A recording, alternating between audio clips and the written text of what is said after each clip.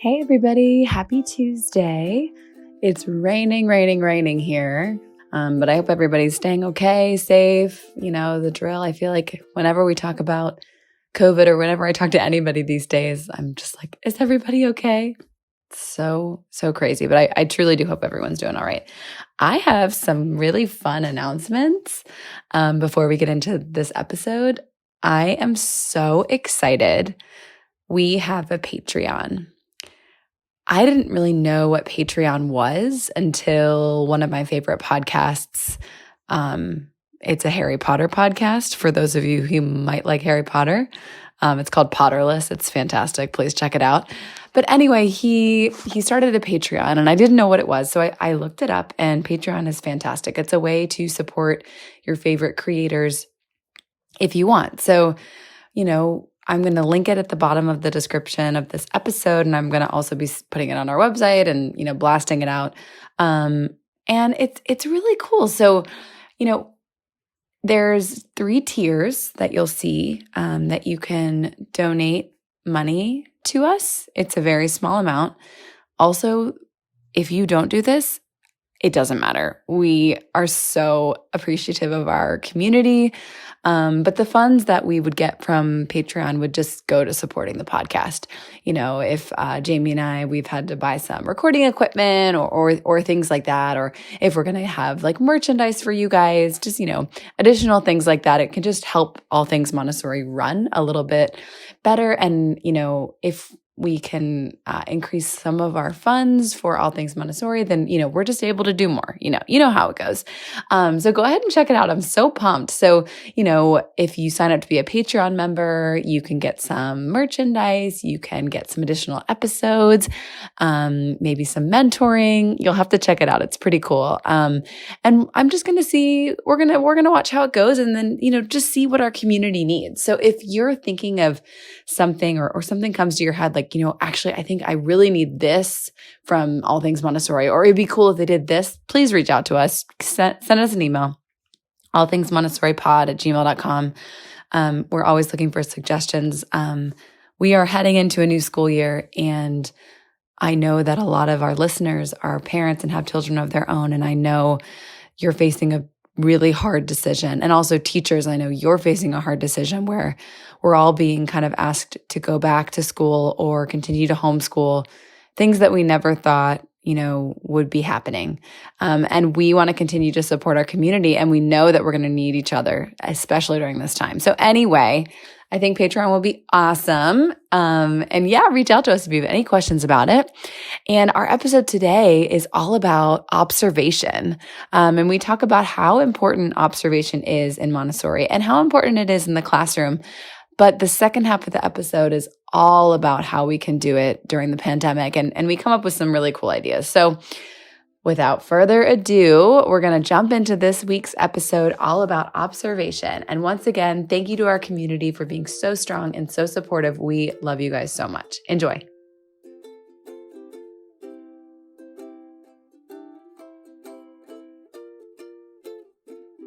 Hey, Jamie, how's it going? It's going pretty well. A nice rainy day here today, which is a nice change. Oh my gosh, I know. I love myself a good rainy day, and my plants are also happy. I don't know about you. Our grass is like completely brown because it's been so dry here. Yeah, it's been a dry summer. Oh yes. Yeah, so it's a nice change. So we thought we would talk today about one of the most important components of the Montessori classroom. And that is observation.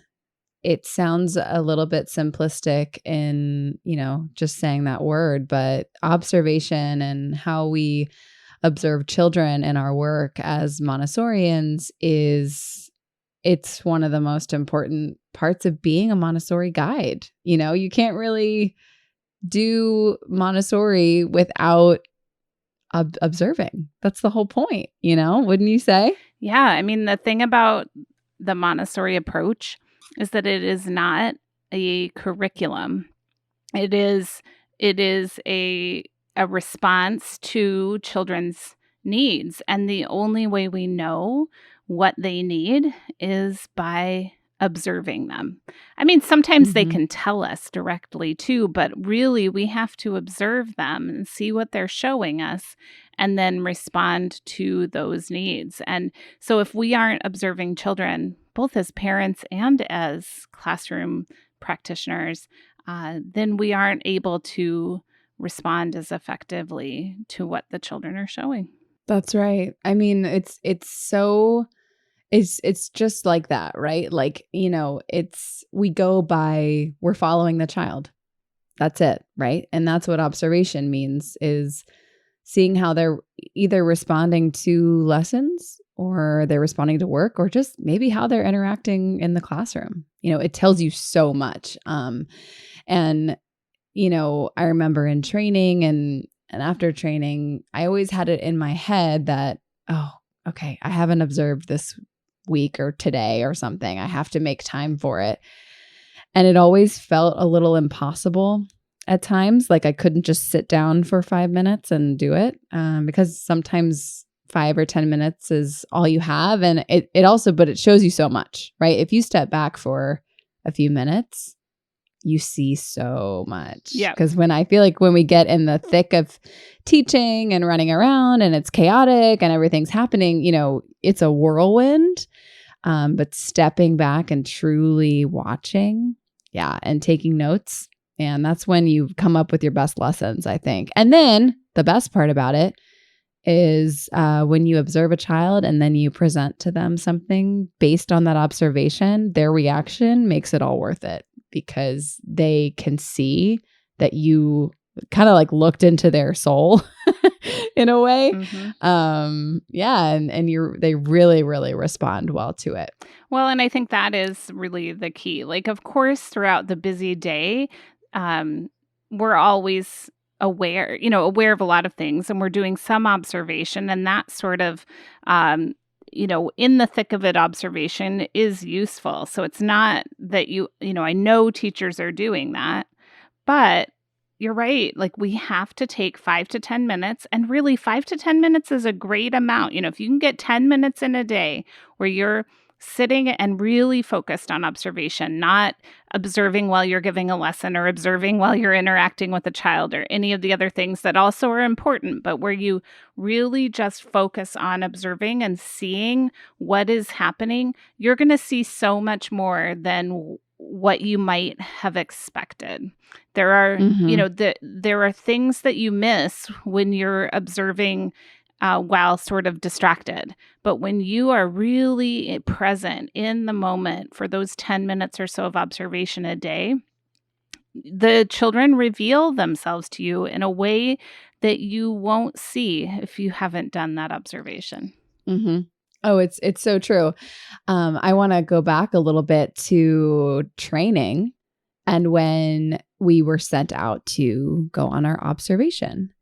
And you talked to us about how we were going to be doing something called scientific observation. And we are going to be observing everything that the child was doing, but not how it had none of our own opinions in it. So it wasn't like Sam looks happy today, right? It would be Sam took a pencil and wrote on her notepad or something like that. Very specific, detailed, almost boring observations.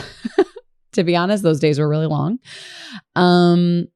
But through that experience, I began to see what the whole point was, because I was really watching intently and detailed and seeing exactly what they were doing. And it was training my eye to see those things quicker. And I found that after that, I actually saw the world a bit differently too. With my friends, family, everybody. I found that I was just I would step back sometimes and observe rather than trying to intervene almost. It's bizarre. Well, and I think, Montessori tells us that in our, so Montessori observed, and that's where this whole approach emerged from. So that is something we have to remember. Like she herself, in all her genius and wisdom, spent so many hours observing children, and that's how she could develop this whole approach. And she tells us that you will you will feel impatient and uncomfortable observing, and that we have to push past that. So that's part of the reason you have so many observation hours required in a diploma course, to help really push past the boredom, the sort of impatience, and then allow yourself to truly see, just like you said, the things that you see, and to apply that practice of scientific observation, where we do truly just want to record what the children are actually doing and not make judgments. We can reflect later or have some, evaluation statements or judgments separate from our observation. Like maybe he's feeling this, maybe he's feeling that.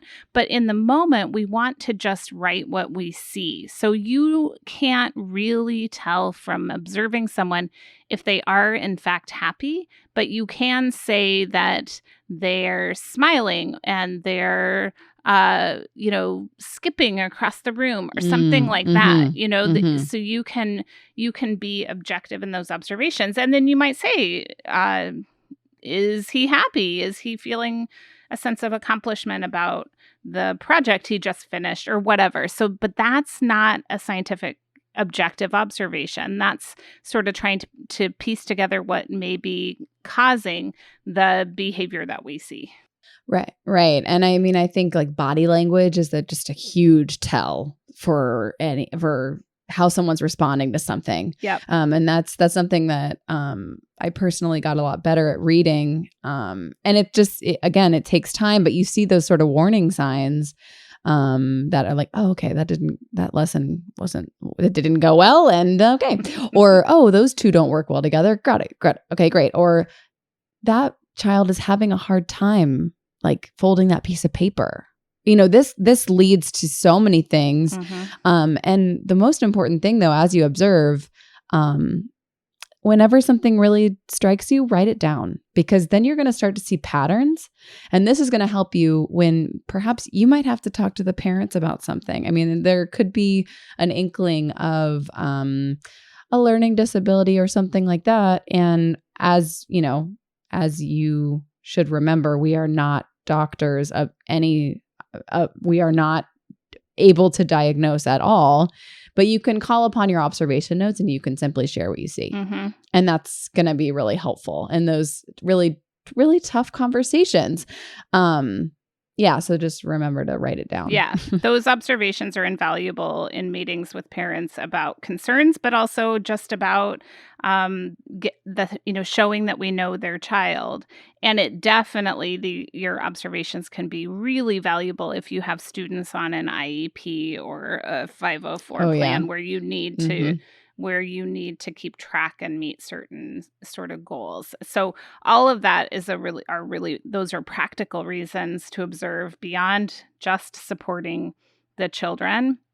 But really the goals of observation are to really see what are the child's needs and to help us determine how to respond to those needs that they're showing us, and to help us remove obstacles to the children's growth and development. So when you observe a child is struggling with something, then you have to say, okay, is this a need that needs to be fulfilled, right? Do I need to remove the obstacle, or is the struggle okay and the child is going to overcome that? And that's going to be a good learning experience. Like all the time, we have to be observing and then thinking and reflecting to decide how to act in the moment, as well as how to act or respond, longer term. Like you were saying, like when you see patterns, does that mean that I need to respond right now? Or do I want to collect more data and see if this pattern keeps going?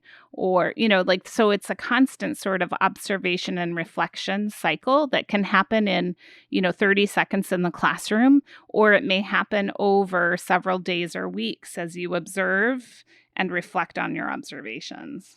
Right. Yeah. And I mean, I think as, things look a little differently right now, but I just want to touch on, when we are all back in the classroom, it might seem tough to take that time to observe, but it can just be something that will become a routine in your classroom. And just like anything, the children will understand, oh, Miss or Mr. So-and-so sitting in that chair with a piece of paper. They do that every day for a little bit. Okay. I mean, it's just, I've fell into this trap a lot. And I know other friends of mine have as well, where you just don't feel like you have time because you're just constantly problem solving, constantly trying to like make everything work or whatever you may be doing. But those observation is one of the most important things. So definitely just try to make time for it. And it can even start as being as little as 2 to 3 minutes in the morning or something like that. And then hopefully you build up to longer stretches. Because at the beginning of the year, it's obviously a little bit harder to step away because you're just doing like, crisis control and, trying to set all the rules and all those sorts of things. But yeah, super important. And it's critical. It's just so critical. Yep. It totally is. So let's actually talk a little bit about how observation in today's world can be possible. It just is going to look a little bit differently, and you're going to have to rely on the parents more so than you usually would.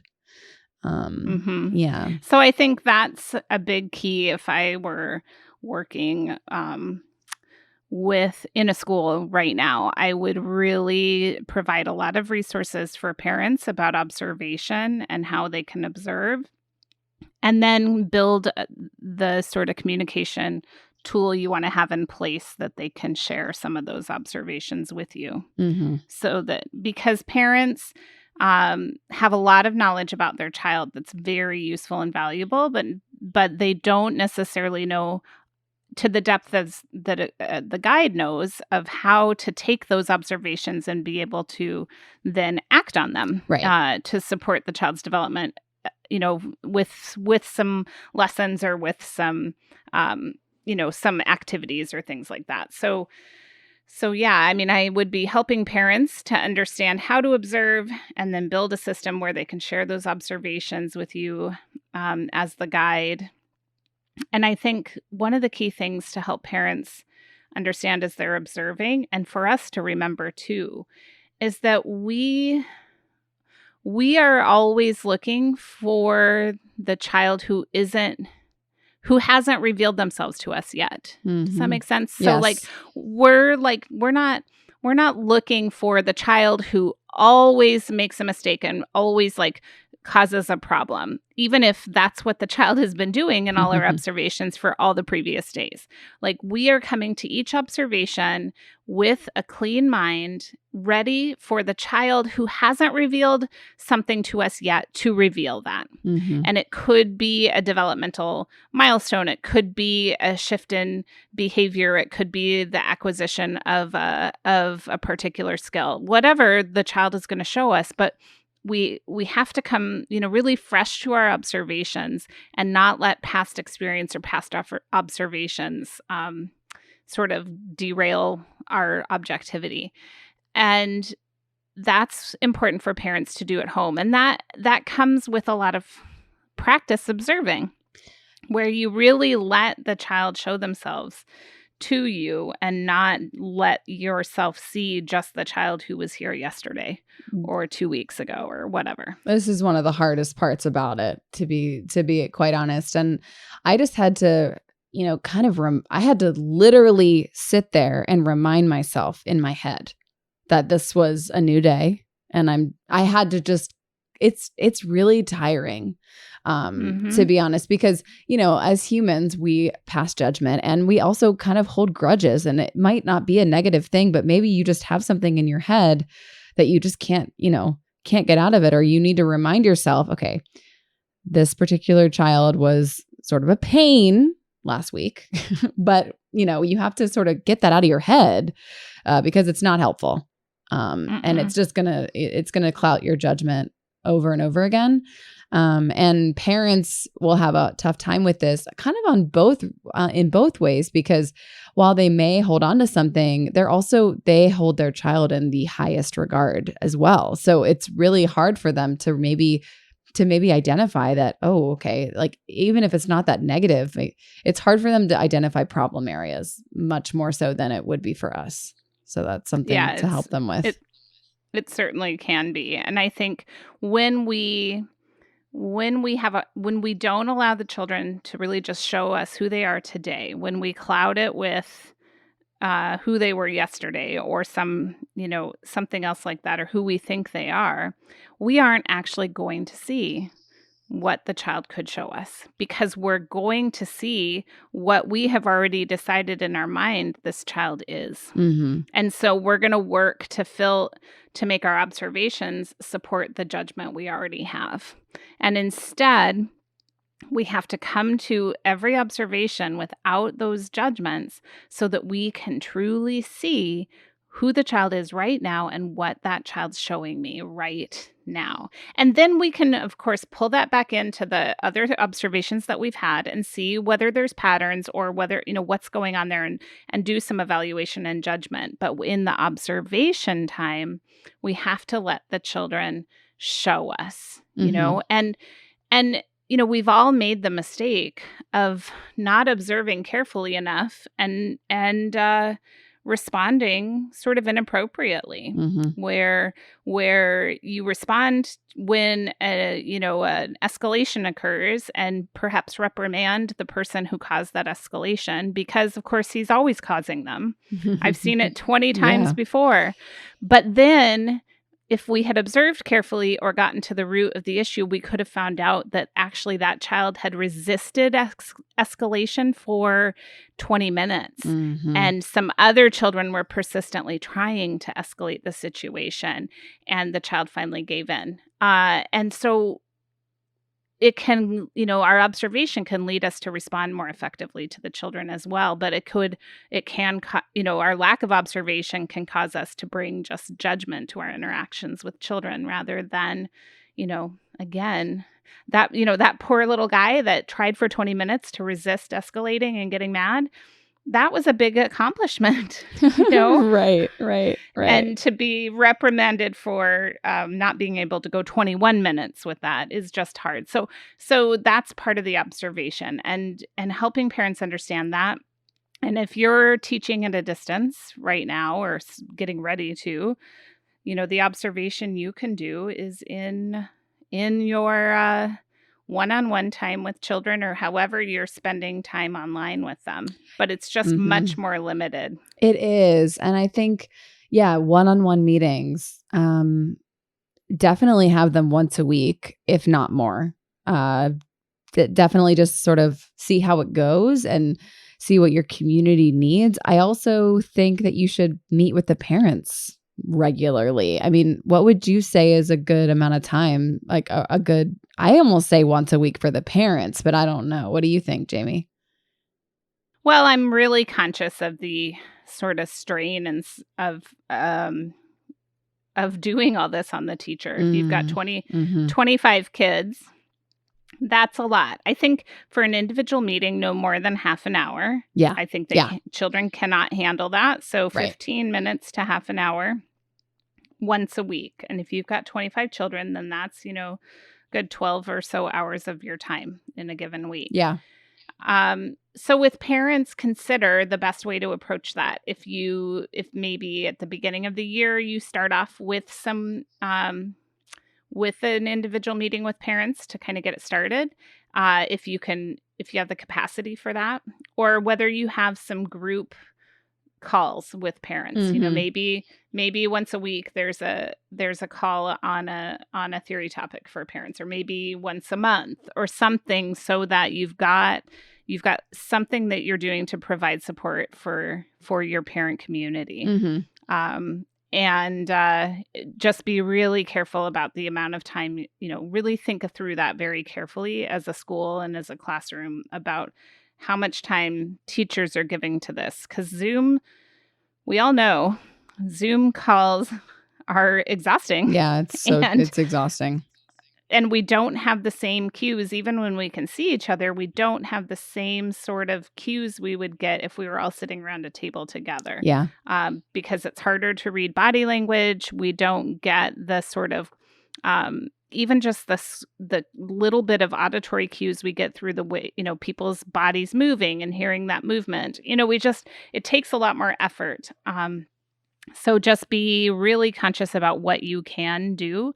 But as you're thinking about your plan to do distance learning, figure out a way to include parents, even if it is just a monthly uh, parent call where you're doing a little bit of parent education, offering some information about the children. And then, you could have some questions, answer some questions or have them submit questions that you could organize into some general responses that would serve them all. Yeah. It's hard. It's super hard. And I was just going to say, you don't need to be on Zoom. I mean, I don't know, I'm old school in this way. I think you can also do things via phone. I think definitely seeing each other in person as, more often is probably better. Like, I know Zoom isn't in person, but seeing the person visually definitely helps you feel connected. But sometimes I think connecting over the phone, I can get a more authentic experience because we're used to talking on the phone. Like, we're not used to Zoom. People can be weird on camera because we're all like, is the angle right? Like, where do I look? Like, it can be kind of weird. So sometimes if a parent wants to chat with you, you can have them call you on your phone. I mean, it's kind of up to you and what's going to serve your community the best. I know everyone's just trying to figure that out.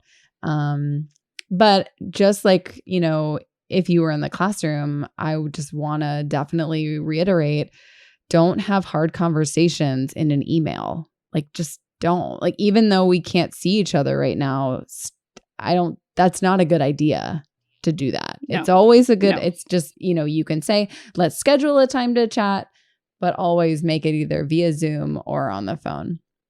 Even though we're in quarantine and things are crazy, that doesn't mean that we can just, resort to email. Right. Yeah. Right. And I was just thinking, if you're going to in-person school, but all the children are wearing masks, that creates a new challenge for observation as well. Yes. Because you aren't going to be able to see the facial expressions in the same way. So it's just something to be really conscious of in your observation if you're doing it in person, but everyone's got their masks on, which of course is a great idea. We want to stop the spread of this virus. So those masks are a huge key to that. They really are. But yeah, it does make things complicated. I feel like when I'm at the grocery store, if I'm, speaking with someone out, I have to tell them, oh, I'm smiling at the joke you just made. Right. It's so weird. Oh my God. It's so weird. Yeah. Oh man. But yeah, I mean, even though COVID is, restricting our ability to observe more frequently and in a better way, it's still possible. It's just navigating it a little bit differently. So remember that the parents can be your allies in this, and call on them for their support, because they know this is a crazy time and they ultimately, of course, they want the best for their child, and definitely continue to connect with your students with those one-on-one meetings. And like everything that we do in the classroom, some things are trial and error. And then we realize, oh, okay, I'm going to do it this way. It's the same thing with quarantine. We're all figuring this out together. So remember, if you are teaching, remember to take a step back and don't be too hard on yourself, and observe how it's going. Maybe it's not, maybe it needs to go a different way. Maybe you need to do more of this or less of that or something. We're just taking it one step at a time. Yep. Yeah, absolutely. So be patient with yourself and be patient with parents as we navigate this reality and offer these little bits and keys that can support parents and support you. And observation's a big one, even though observation's going to look a lot different this year in classrooms and online, depending on what you're doing. It's still going to be different. Yeah. Still going to be different. Yeah.